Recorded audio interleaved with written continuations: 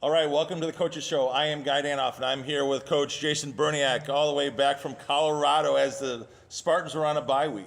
Yeah, we had a good quick family trip.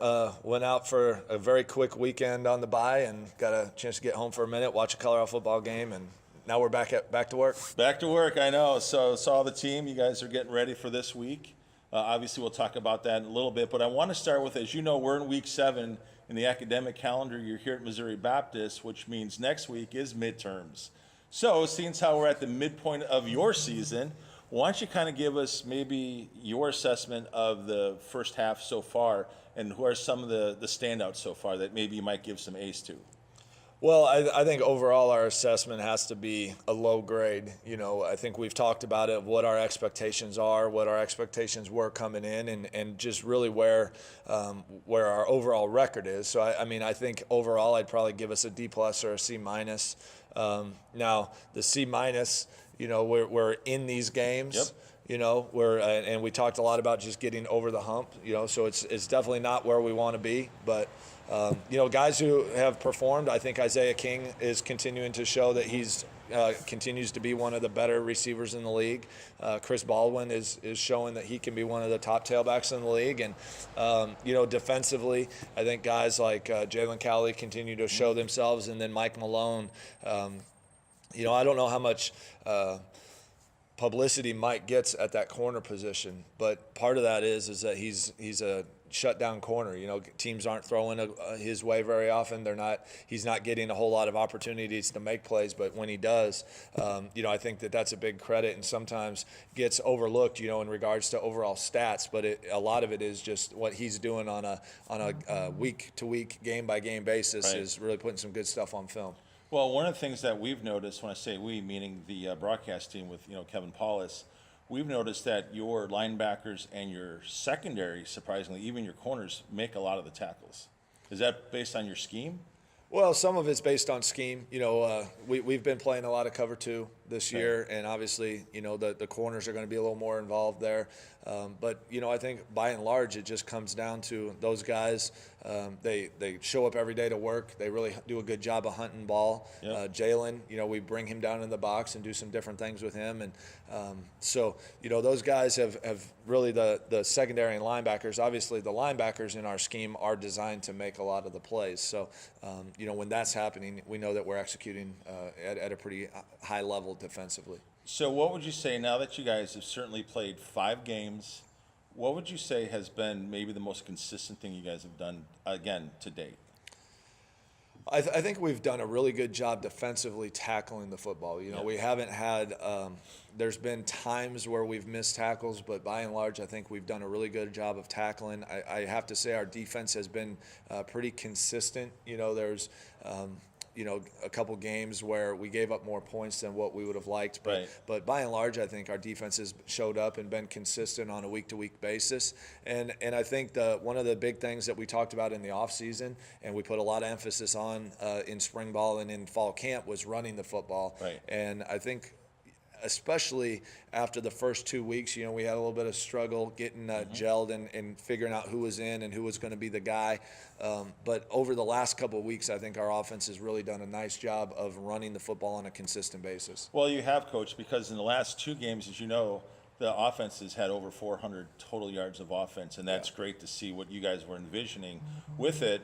How does it make you feel knowing that right now, again, statistically speaking, Chris Baldwin's on pace to be the school's first 1,000-yard rusher? Yeah, all the credit goes to the offensive line and what Chris is doing. We got a couple things cleaned up early on with kind of where his path was, and we talked about that on the coaches show, that we felt like there were some holes that we weren't taking advantage of.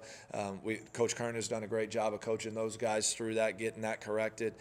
Coach Williams continues to do a great job with the offensive line and putting us in position, to run the football effectively. Right. That's a huge numbers game, and he's doing a good job of figuring out what the defense is going to give him and our offensive line executing in the run game. So that would be a huge feat for us, and a big credit goes to all those guys, and Chris has done a really good job of running the ball. Well, I'll just tell you this. One of the things that, again, that we talk about from the booth perspective is how many drives you now had over 10 plays or more. that's exciting. And you are most of the time getting points. And that bodes well for the style of football I know that you guys want to play.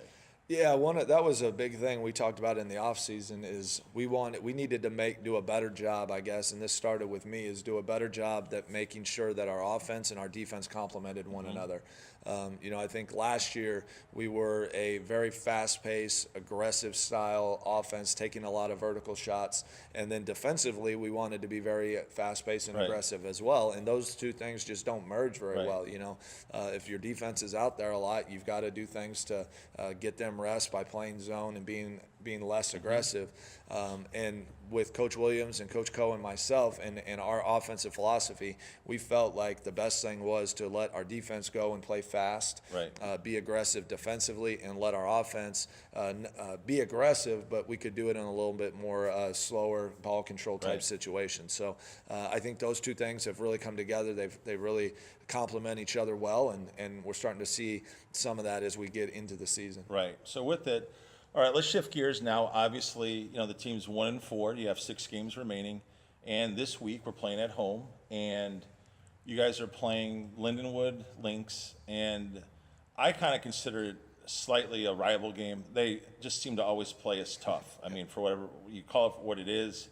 We've had some classic matchups against them. Right now, we know that the team is struggling. Obviously, they've lost in their last 25 games played. They haven't won any. They're 0-5 on the season. They've scored a total of 2 touchdowns all season. Last week in their game, they had a total of 33 yards of total offense. And as of earlier this week, it looks like they're going to have an interim coach. So with all those things combined, again, we know that in sport you never take anyone lightly, but how are you, I guess, addressing the team to be mentally ready? Because just let's face it, statistics say that they're going to win at some point, and you certainly do not want it to be, at CBC this Saturday. Well, I think the biggest thing is that something we've talked about all year, and we've talked about as we've grown the program, is it's less about our opponent and more about what we do. And I think just staying on message and understanding that we need to do our job, we need to show up, we need to play fast, we need to get the run game going, we need to be effective and efficient in our offense and our defense. Execution has to be high. All those things play into this. I totally agree with you. This is as much a rivalry game as what we have and what we hope to have. You can never take a team for granted, and to your point, I think the biggest thing is and what I've talked to the team about is, as they look at their schedule and who's remaining on their schedule, we only have 1 win. So they've got to be looking at this as a major opportunity, take the proximity away, but a major opportunity for them to get in the win column. And these guys play hard. You turn the film on, they really do play hard. And they've got some talent out there as well. I look at the film and I kind of scratch my head about how are they in this situation, because when you compare them with the athletes they have on the field from last year to this year, they're far and away a better football team. So there's some major things that we have to be aware of and take away. And I think the biggest thing is our guys have to stay focused on what our job is, and that is to execute what we do at the highest level. And that doesn't matter who we play. So they do have a lot of adversity, with some of the things you mentioned, but I think that typically what I've seen when that kind of adversity piles up on a team, more often than not, they're gonna respond. They're gonna look at it. They're gonna stare it in their face and be ready to go. And I think if we can get out on them a little bit, how they respond might be different than, say, a championship team. But until that happens, you let them hang around, they start believing, and like I told the guys, they'll give you a fight that you don't want to get in if you allow them. Well, absolutely. I mean, we know 2 years ago they had an opportunity to, put us away when they kicked the field goal 2 years ago. The coach decided to take the points off the board on the penalty, think they could score a touchdown, and we certainly won that game in overtime. Last year, though, was really interesting. You came out in the very first play of the game. You threw a flea flicker, 50-yard bomb from Chase Brown all the way to Isaiah to really set the tone at that point. So it's going to be kind of that same thing, because here's the thing. They can do anything they want, because what's the alternative, right? They have Yeah. nowhere to go but up. I mean, they can take chances that maybe you ordinarily don't do, which again, if you're sleeping, they could capitalize. So you're exactly right with that. So I got one last question for you. Now that you're past the bye week, and I got the two deep right here, and I saw some really encouraging news. So talk to us about Cody Markle. Is he back at center? Yeah, Cody's back. He's healthy with, he suffered that ankle sprain in week 1. Did a great job rehabbing, and he's back, so he should be in the lineup. Has looked really good in practice, full go. So. And then talk to us on the defensive side. I think you got one of your linebackers back. Yeah, Jonathan Clements has been working back. He's still not at 100%, but he's been practicing the last 2 weeks. The bye week, we kind of eased him in. That was the really nice thing about having the bye week in the midseason. We were able to kind of get him a few reps. This week he's been taking a lot more reps, and what he showed in that Lion game prior to his ankle injury is that he can be a really dynamic player, which is something that we thought when we recruited him. So having him back on the field is going to really help us. And, again, just trying to get guys to execute and having the ability to heal up a little bit has benefited us. But ultimately, we've got to shake the rust off and go out and compete. Right. Well, Coach, I'm telling you right now, we're really excited to get Spartan football back playing after the bye week. And we also want to shout out to our sponsor, D1. If you guys look at behind me, they have the blue and the red shirts. They have these for $20 that they're going to be running an event this Saturday. I know, ironically, at the same time as the MBU football game, but still, they've got a great event. They're doing a First Responders Appreciation Day. They're going to have free barbecue, and the coolest thing is, for certainly the police force and for the fire department, they're going to be running competitions with bench press, tire flips, and all that kind of fun stuff.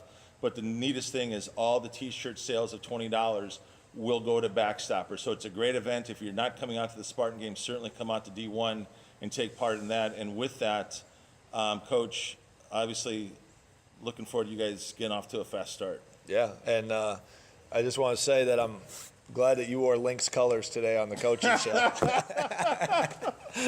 Well, I don't know if that was subliminal or not. I don't know. So with that, I am Guy Danhoff with Jason Burianek, and you are watching the Coaches Show live on the Spartan Digital Network.